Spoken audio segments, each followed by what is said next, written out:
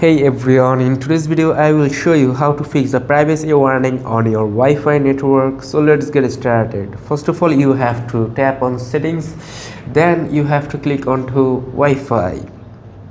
Find your connected network, and if you see a privacy warning, tap the eye icon.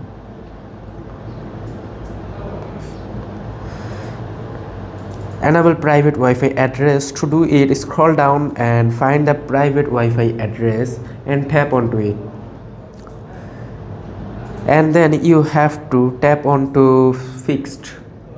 As you can see, mine is already set it up onto this fixed option, and that's it, and confirm the fixed option. Then go back to the Wi-Fi settings page. The privacy warning would now be gone. Now let me explain why this matters.